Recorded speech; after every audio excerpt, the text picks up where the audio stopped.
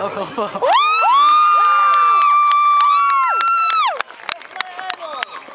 bro! Alright.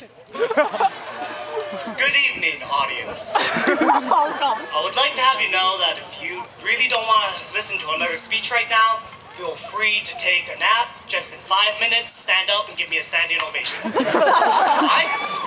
Great. Also, before I begin my speech, it's obligatory that I would thank some notable people out there. First, I'd like to thank my teachers and my friends, with a special shout out to my little cousin Jojo. And I'd also like to especially recognize two of my closer friends, Colton Oviatt and Eli Sears. Please give a big round of applause for Colton Oviatt. He will be attending the very prestigious United States Naval Academy.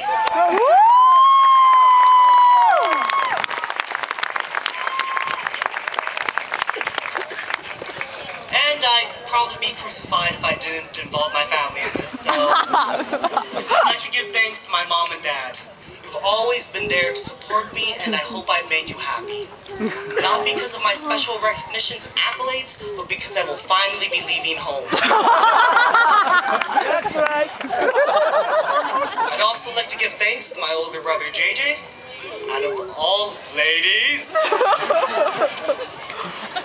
out of all my siblings, you're the one I've spent the most time with, and I feel like I connect with you most out of all of my other siblings. And thank you for the graduation gift. You'll be pleased to know that you are indeed the favorite.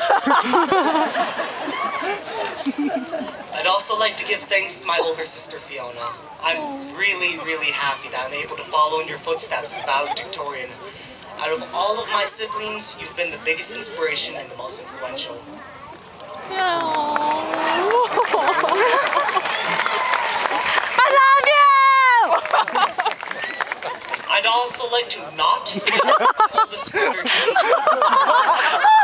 I'd say you filled my childhood with delightful memories, that you've been incredibly supportive, that I love you a lot. But those would all be dirty, dirty lies. I guess I've always looked up to you, but that's mainly because by now I hoped I will have been taller than you. But really, over these last few years, you've given me some great advice, and I feel that if I ever needed help, you'd be there to back me. And for that traumatic childhood you gave me, that dark, painful, traumatic childhood, if I didn't have that, I wouldn't be who I am today. For that, I'm actually really grateful.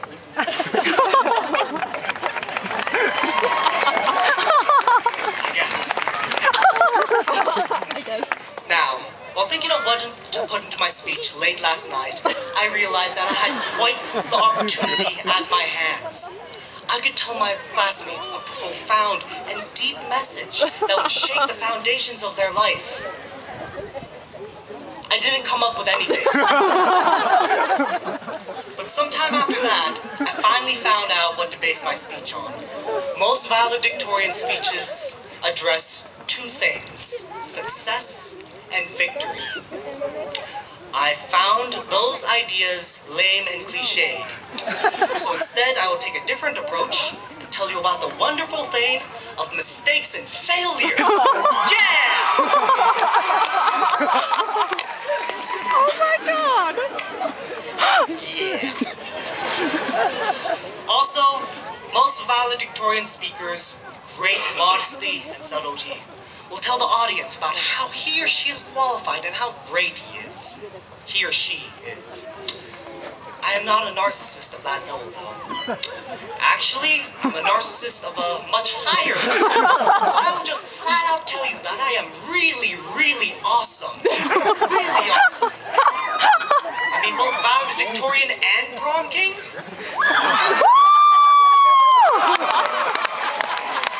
And ladies, I'm single. Anyway, back to mistakes and failure. Seriously, I've actually found that both are crucial endeavors to the growth of a mature adult. As humans, we make mistakes. It's only natural. You can take it from me. I was supposed to be the biggest mistake in my family.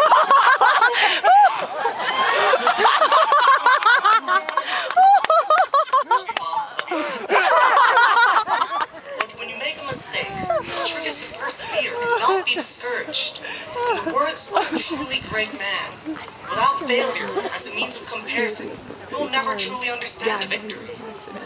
If victory is the fruition of hard work and determination, then the defeats and mistakes along the way represent that hard work and determination. I would like to invite all of you to just take a moment and think back over these 4 years. Think about all the endeavors, all the challenges, all the mistakes, all those failures, all of those that you've made. And just how much sweeter, how much more meaning that makes this graduation today. Defeat allows us to truly gauge where we stand. It lets us know that there is something greater to reach for. It allows a person to understand his or her flaws and upon correcting upon them, grow into a more perfect individual. In the words of Thomas Edison, if I find 10,000 ways something won't work, I haven't failed.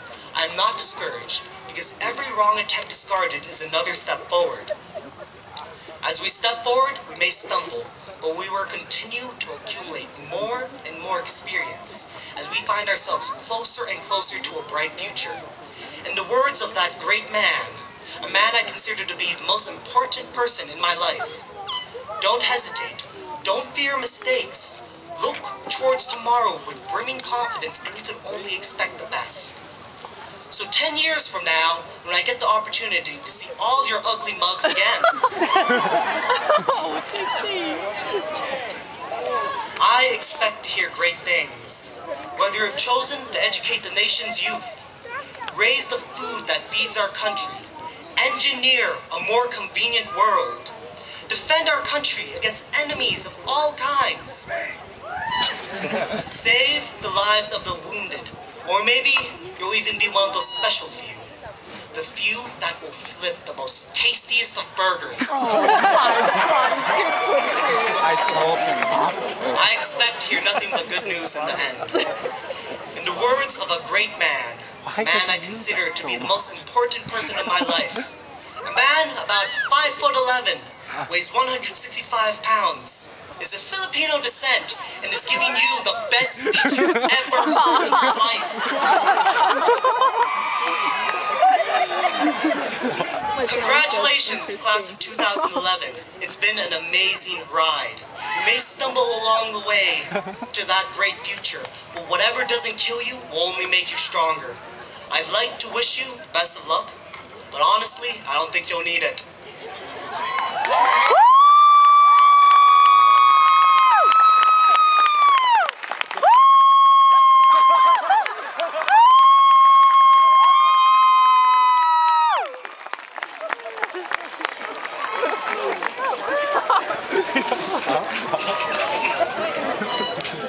We'll now enjoy a music medley. The senior choir members, under the direction of Miss